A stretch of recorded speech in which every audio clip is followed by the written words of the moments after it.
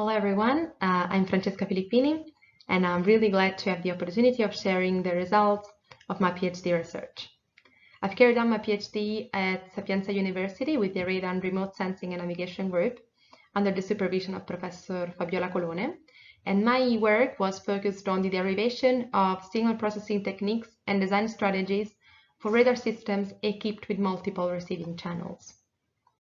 During these years, I mainly worked with passive radars, which, differently from conventional active radars, do not have a dedicated transmitter, but instead they exploit the signals emitted by a third-party illuminator of opportunity to detect and localize targets. Now, the lack of a dedicated transmitter is both the main advantage and the main drawback of such systems. Because on the one end, it allows to reduce the overall complexity and the overall cost of realization and maintenance of these systems. It also enables the deployment of such systems in areas where conventional active radars could not be installed. But on the other hand, by relying on a third-party transmission, we do not have any control over the transmitted waveform. And for these reasons, passive radars may lack a desirable reliability level. So the objective of my work was to address these issues, and we decided to do that by resorting to the exploitation of the information diversity conveyed in one or multiple domains. For instance, we could use spatial diversity if we collect the data with a set of spatially distributed antennas, or we could use frequency diversity if we are able to collect the data that are simultaneously transmitted by the same transmitter at different carrier frequencies. Finally, we could use polarization diversity if we collect the data by using a set of multiple parametric receiving antennas. Of course, all these information diversity sources need proper strategies in order for them to be fruitfully exploited. So that was the main purpose of my work. My thesis is divided in two parts. The first one concerns the exploitation of polarization diversity for target detection purposes. And the main contributions for this first part were the derivation of a novel target adaptive detector based on a parametric approach, along with asymptotic performance characterization, the derivation of a cost-effective implementation of the same detector for specifically devised for passive radars, and an extensive experimental validation carried out both using active radar and passive radar data. The second part concerns the joint exploitation of spatial and frequency diversity for target localization purposes. And in the second part, the main contributions are represented by the derivation of a reliable theory for predicting the performance of a multi-carrier maximum likelihood direction of arrival estimator in what is called the threshold region, so in low signal-to-noise ratio cases, and the demonstration of the effectiveness of this theory against numerical analysis, along with the demonstration of the effectiveness of this approach also with respect to real data collected with the passive radar. Well, this presentation, unfortunately, for time reason, will not address both these parts, but I will only focus on the first one, which concerns the exploitation of polarization diversity for target detection. So let's assume we have a multi-channel radar systems, which is able to collect M temporal observations from L polarimetric channels at the same time. And let's collect this data in a L times M vector x0, which, depending on the hypothesis, will be composed by only disturbance under the H0 hypothesis or by disturbance plus signal under the H1 hypothesis. Well, a very common model used for this vector x0 is a Gaussian model with covariance matrix, polarimetric and temporal covariance matrix M. And in this case, under this assumption, the ideal detector will be the so-called polarimetric matched filter, which basically perfectly whitens the data according to a priori knowledge of this matrix M. And of course, this detector cannot be applied in practical cases because we cannot assume a perfect knowledge of this matrix, but it can be useful to keep that in mind because it represents the benchmark for our performance evaluation. Then, adaptive versions of this detector have been derived in the literature, both by resorting to a one-stage or a two-stage GLRT approach, and their performance have been widely and extensively studied, and they're both based on an estimation of this matrix M based on a set of P target-free training data. Now here comes the problem. because in applications where the dimension of M or L is large, this requirement of p-training data can be quite difficult to meet. This is, for instance, the case of passive radars, because typically we use long coherent processing intervals in order to obtain a desirable signal-to-noise ratio values. Just to give you an example, if we use DVB-T signals and we integrate for 1 second, we could have M equal to 1 million. If we use FM radio signals, we could have M equal to 200K. So for this reason, our purpose was to derive a novel approach, which on the one hand aimed at reducing the requirement on the training data, and on the other hand aimed at improving the target detection performance. So we did that, and this is the model that we used for the disturbance. We assumed the disturbance to follow a multi-channel autoregressive process of order Q-1 and matrix parameters A and R. And we derived our detector by resorting to a two-stage GLRT approach. So first of all, we assumed the perfect knowledge of matrices A and R, and then we plugged into the derived detector a suitable estimation of those matrices. So this is the resulting algorithm. I will not go into the details of the formulas, but it basically consists on a first whitening stage performed on each sub-CPI of Q samples, followed by a summation across consecutive sub-CPIs to perform a coherent integration in the temporal domain, then a polarimetric whitening, followed by final polarimetric non-coherent integration. While investigating the performance of this approach, we derived its asymptotic performance, both in terms of false alarm probability and detection probability, for two target models, one non-fluctuating target, swirling 0, and one fluctuating target model according to a swirling 1 model. So let's see how it works on simulated data. To do that, we considered a disturbance following an autoregressive process of order 3, and we considered a swirling 1 target model, and we plot here the detection probability versus the signal-to-clutter ratio for a PFA of 10 to the minus 3 for M equal to 32 temporal observations and L equal to 2 polarimetric channels. So first of all, in red, we plot the polarimetric measured filter, which was the ideal detector that we considered before. And on the right, in blue and green, we see the results for the conventional polarimetric detectors that I showed before, the polarimetric GLRT and polarimetric adaptive measured filter, both performed using the required number of training data. So in this case, P is equal to 128. So then the blue curve represents the performance, the asymptotic performance of our detector, and the blue dots represent the results of the Monte-Carlo simulations carried out to validate the effectiveness of these derived expressions. And finally, the performance of the adaptive version of the derived detector are reported in the magenta line for P equal to 4.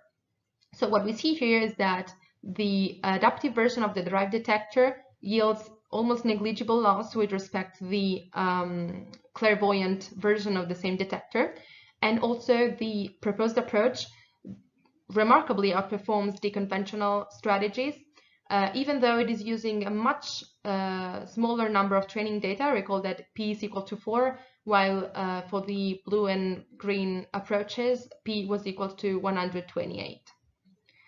Now, to see what happens also with different values, considered values, we compare these three results. On the left and on the center figure, we see that if we keep M equal to 32, so if we keep M constant and we increase the number of polarimetric channels, then we increase the adaptivity loss for the detector that is being proposed, because of course we need to estimate a bigger covariance matrix to derivate the ANR estimation, but with the same number of training data. While on the right, we see that if we keep L constant, if we increase the number of temporal observation, we see that the adaptivity loss further decreases, because now we need to estimate the same covariance matrix, but we have more more temporal observation that can be averaged out to estimate these covariance metrics.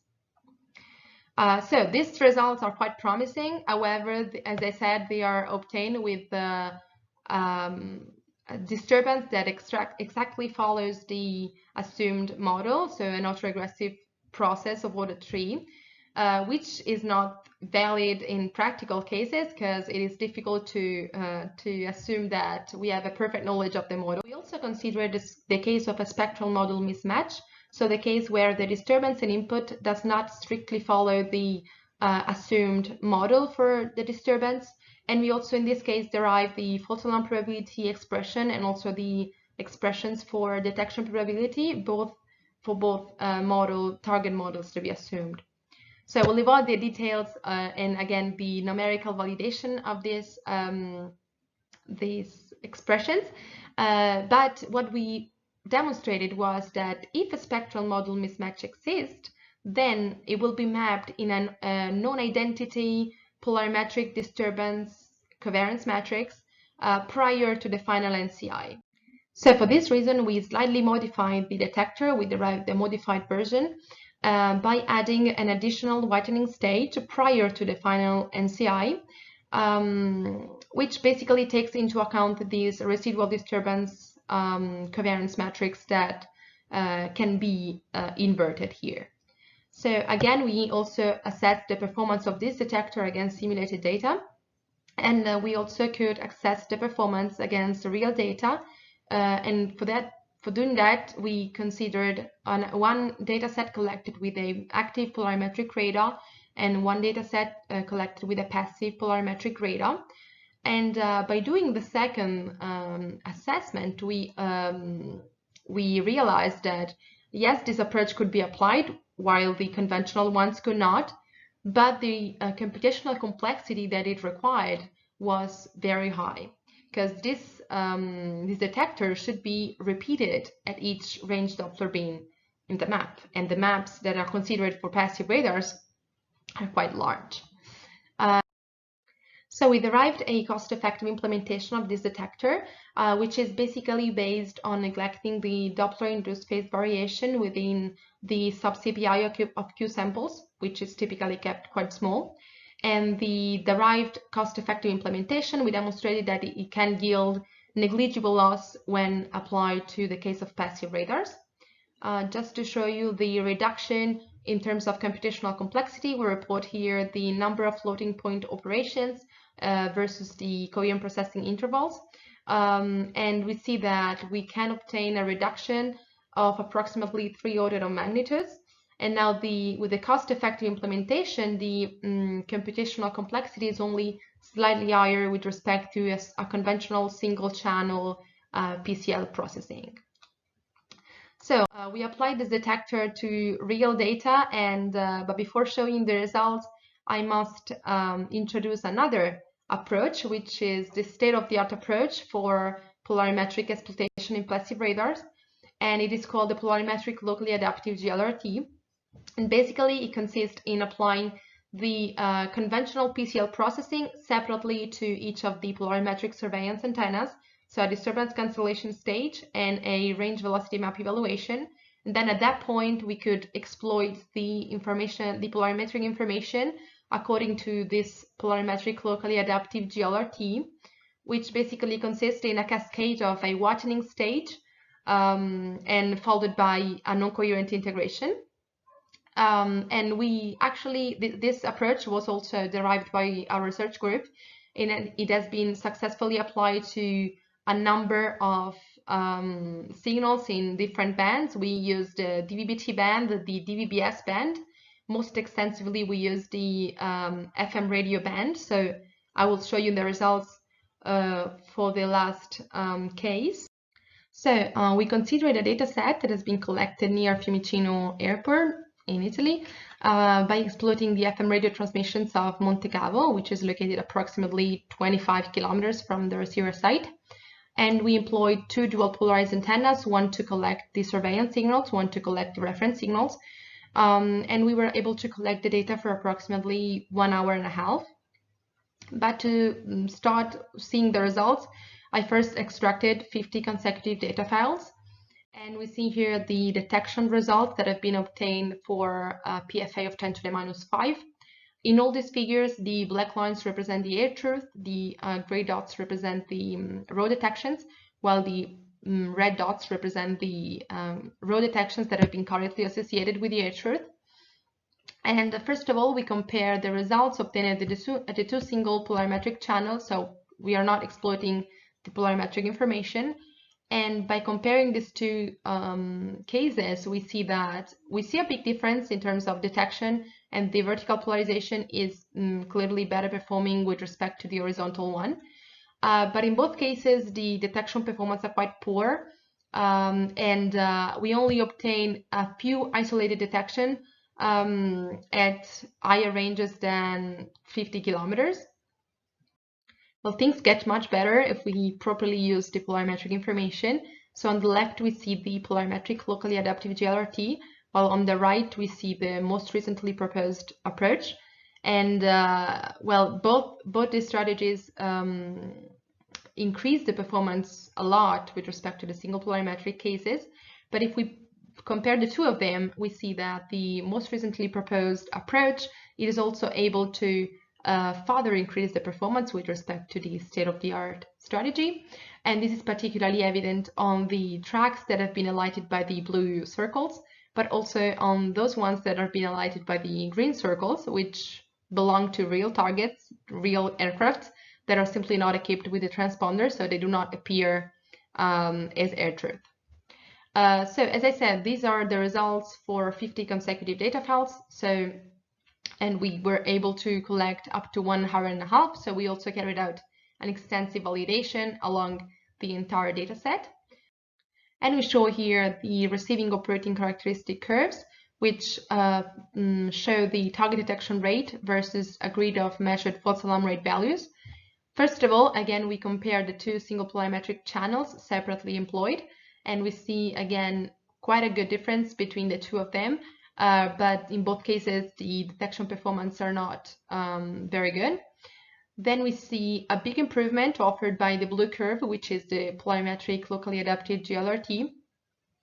And I also reported here in black the so-called polarimetric NCI, which is basically similar to the polarimetric GLRT, but avoiding the whitening stage prior to the non-coherent integration of the range velocity maps. And it is basically based on the assumption of independent disturbance at the different polarimetric channels. So we confirm here that it is not a viable solution. And finally, the best performance are obtained with the parametric approach that was recently proposed. And we see that we obtain a tremendous improvement with respect to the best and worst performing single polarimetric channel. We have an improvement up to 70% with respect to the horizontal polarization, and we also have an additional 8% improvement with respect to the polarimetric locally adaptive GLRT. So in conclusion, as I said at the beginning, my thesis is divided in two parts, although this presentation did not address both of them, but I only showed you some results from the first one, which concerned the exploitation of polarization diversity to improve the target detection capability of radar systems. So we saw the derivation of a novel polarimetric and parametric adaptive target detector. We introduced a proper modification to this detector to make it robust to possible spectral model mismatches. We demonstrated the effectiveness of this approach, and we also derived a cost-effective implementation of the same detector specifically devised for passive radars. And we finally saw some results from an extensive validation carried out using real data. So with this, I conclude my presentation, and I would like to thank you all very much for the attention.